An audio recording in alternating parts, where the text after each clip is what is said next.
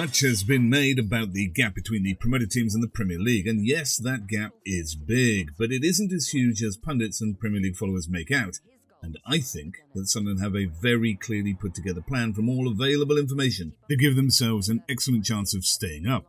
And here's how. The failure of the previous 6 teams in the last 2 seasons have left much of the Premier League in a false sense of security. In reality, the previous 6 teams promoted all made horrible decisions about that promotion that secured their failure. Southampton with Russell Martin and Vincent Kompany with Burnley played an expansive, impractical style of football and were unwilling to compromise that style for pragmatism. That stubborn refusal to be pragmatic got them relegated. In essence, those seasons were more about Kompany and Martin than they were about Burnley and Southampton. They went on to good jobs at Bayern and Rangers, seemingly at no cost to their reputation, whilst their stubborn style choices got their teams relegated. And for their part, chose not to compete at all. They bought almost no one of any worth. Their biggest signing was Ryan Giles for £5.5 million.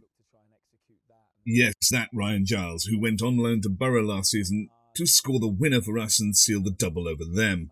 Instead, they planned to use the Premier League money for a new stadium, so they chose their own fate.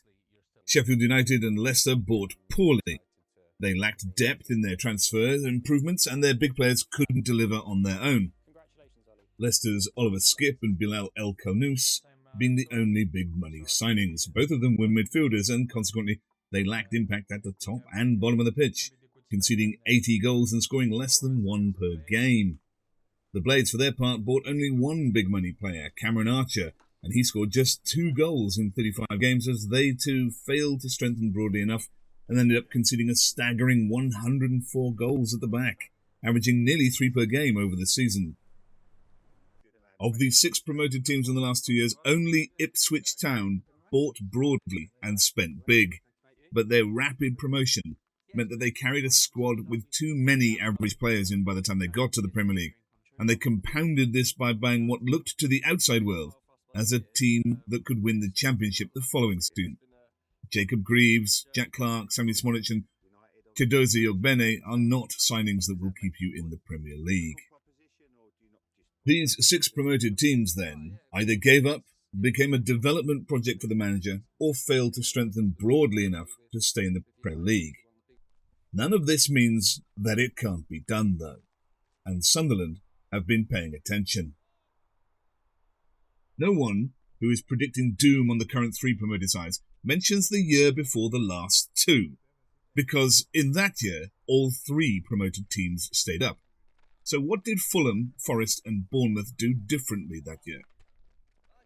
They all bought very broadly, i.e. lots of players across the squad, and they bought largely from abroad because the quality was higher for less money.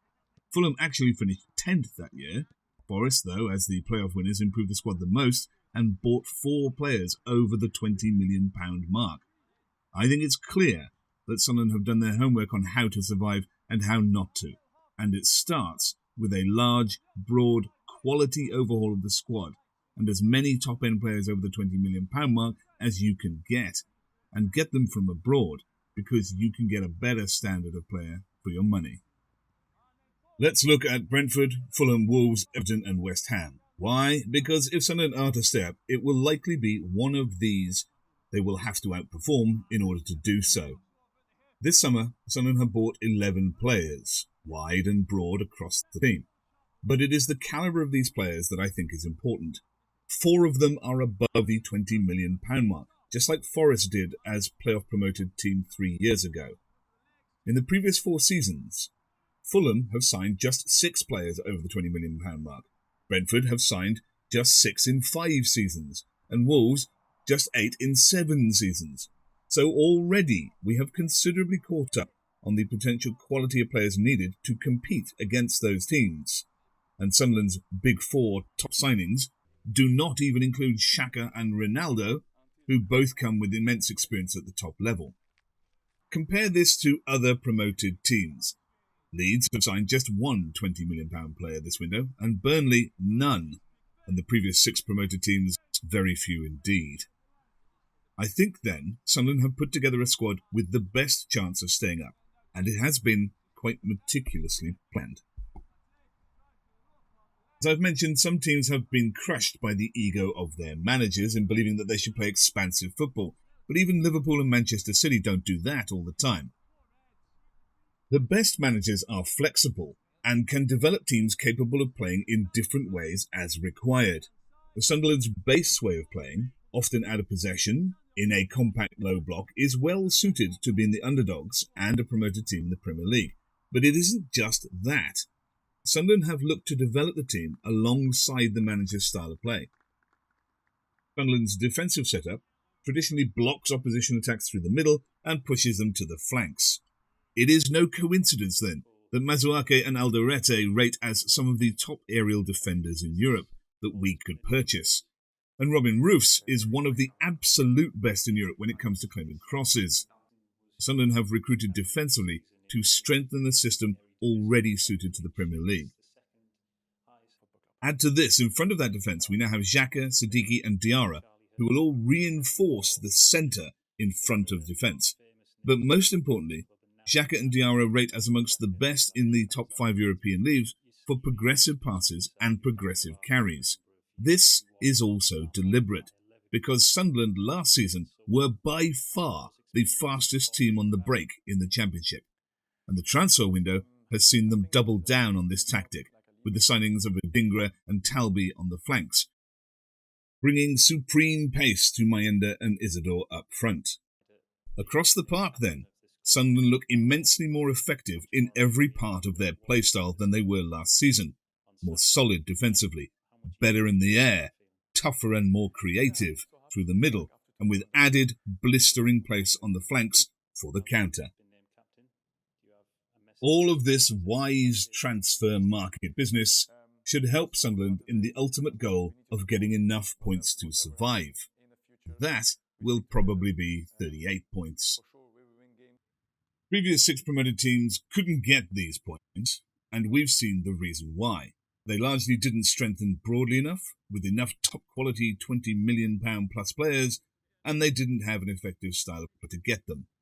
Consequently, they conceded, on average, 85 goals, and scored only 37. The average of the teams who finished in 11th to 17th position was to score 51 and concede just 59. So, that's the task. If we can get an even goal difference, we should get the 38 points we need.